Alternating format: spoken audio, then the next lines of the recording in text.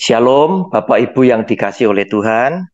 Kembali kita belajar mengenai kebenaran firman Tuhan dengan judul besarnya, Tanda kita disertai oleh Roh Kudus. Pada video yang ke-16 ini, judulnya adalah Roh Kudus akan menjadikan matamu baik. Jika Roh Kudus berkenan tinggal dalam hidup saudara dan saya, maka Roh Kudus yang akan bersaksi hanya untuk memuliakan nama Yesus Kristus Tuhan akan menjadikan mata kita itu baik. Kita baca lebih dulu dari Matius pasal 6 ayat 22 dan 23. Mata adalah pelita tubuh. Jika matamu baik, teranglah seluruh tubuhmu. Jika matamu jahat, gelaplah seluruh tubuhmu. Jadi, jika terang yang ada padamu gelap, betapa gelapnya kegelapan itu. Bapak Ibu, itulah sabda Yesus Kristus Tuhan kita. Dia bilang, jika matamu baik, maka akan terang seluruh tubuh kita. Sebab mata adalah pelita tubuh yang menerangi. Kita punya tubuh. Mengapa demikian? Mata memandang, langsung kirim sinyal kepada otak. Otak demi mendapatkan pemandangan dari mata, langsung memberikan respon atau tanggapan. Apa yang mau dilakukan, apa yang mau dikerjakan dengan seluruh anggota tubuh yang didahului oleh mata melihat sesuatu. Tuhan Yesus bilang, jika matamu baik, maka pikiranmu, otakmu itu akan memberikan tanggapan yang akan membuat seluruh tubuh kita, seluruh anggota tubuh kita itu menjadi baik. Sebab apa yang akan dilakukan oleh kita adalah sebuah kebenaran. Tetapi jika mata kita itu jahat, maka anggota tubuh kita akan melakukan kejahatan atau cenderung melakukan perbuatan dosa. Bapak Ibu, sehingga kalau orang itu matanya bagus, matanya itu baik, ya, maka semua tindakannya akan juga baik. Sehingga dengan kebaikan itu tadi, orang selalu bilang apa? Oh, orang itu hatinya baik. Sehingga pikiran itu seringkali dianalogikan dengan hati. Hati dan pikiran. Itu menjadi kebiasaan para pengkhotbah, pembicara, itu mengatakan demikian. Sebab semua perbuatan itu akan mencerminkan hati kita itu hati yang baik atau hati yang busuk. Bapak Ibu, lihat apa yang terjadi. Saya memberikan contoh ya kepada seorang yang namanya Yusuf yang ditulis pada Kejadian pasal 39. Kejadian pasal 39. Ayatnya yang ke-10 sampai 12.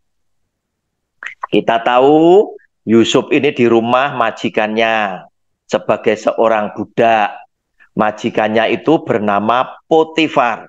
Walaupun dari hari ke hari perempuan itu membujuk Yusuf, Yusuf tidak mendengarkan bujukannya itu untuk tidur di sisinya dan bersetubuh dengan dia.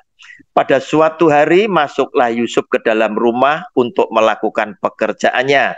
Sedang dari seisi rumah itu seorang pun tidak ada di rumah.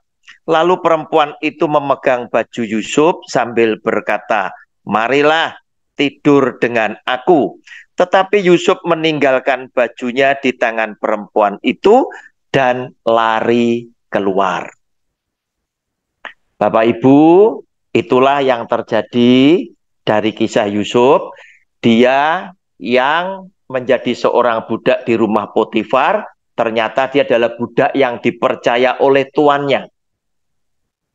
Dia menjadi seorang pemuda yang sangat tampan, membuat istri tuannya, yaitu Nyonya. Nyonya ini tadi, istri Potifar, itu jatuh cinta kepada Yusuf. Dan di situ diceritakan, berhari-hari istri Potifar ini merayu Yusuf agar Yusuf mau bersetubuh dengan dia.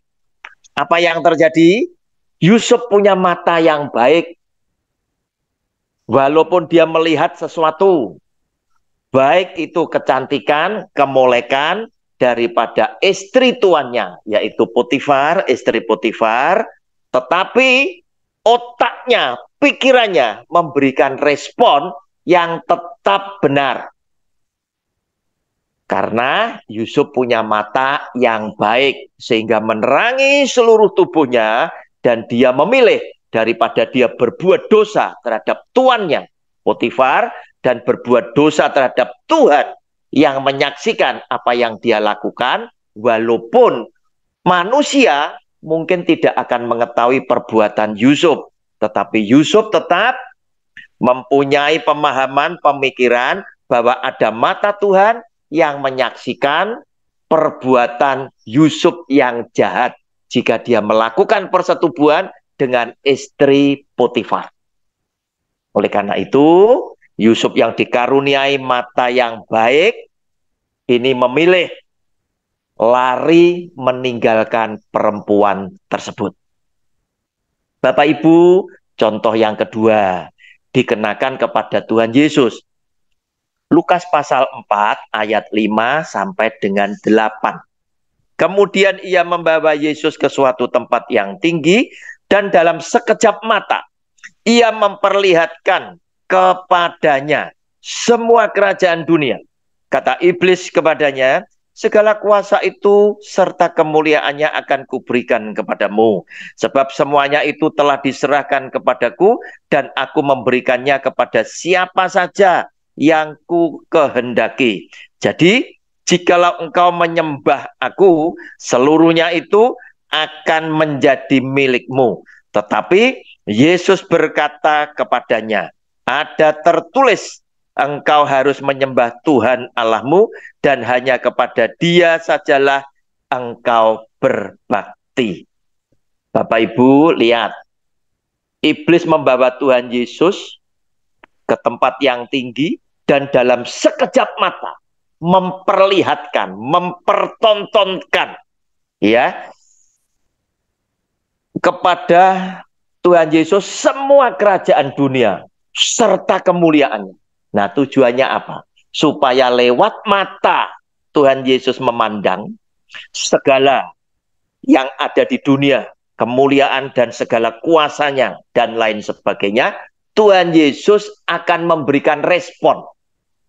Pikiran, hati Tuhan Yesus akan memberikan tanggapan, ya, yang negatif, yang jahat, sehingga Tuhan Yesus mau mengikuti apa yang dicobakan oleh iblis. Tetapi Bapak Ibu jangan salah, Tuhan Yesus yang penuh dengan Roh Kudus, ya. Lukas pasal 1 ayat yang pertama. Tuhan Yesus yang penuh dengan Roh Kudus, maka dia, Tuhan Yesus, punya mata yang baik. Sehingga ketika dia menyaksikan pencobaan daripada iblis setan tadi, respon Tuhan Yesus adalah satu, tetap positif.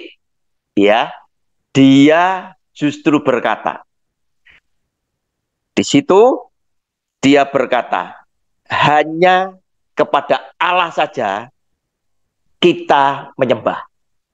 Nah, Bapak Ibu, itulah manfaatnya. Jika Roh Kudus tinggal dalam hidup saudara dan saya, dia akan memberikan mata yang baik, Oleh karena itu, kita tahu sekarang, hati-hati terhadap tipu daya muslihat daripada iblis yang akan mempengaruhi mata kita ketika kita memandang objek tertentu. Jaga pikiranmu, jaga hatimu, agar supaya kita tetap memiliki mata yang baik, yang akhirnya akan menerangi seluruh tubuh kita, yaitu kehidupan kita, cara kita berpikir, cara kita berkata-kata, dan segala sikap tindak tanduk di dalam kehidupan kita. Jika video ini memberkati Bapak Ibu sekalian, berkenanlah Bapak Ibu membagikan kepada keluarga yang lain, sahabat yang lain, dan saudara-saudara yang lain, agar mereka semuanya juga beroleh berkat yang sama. Tuhan Yesus memberkati kita semuanya.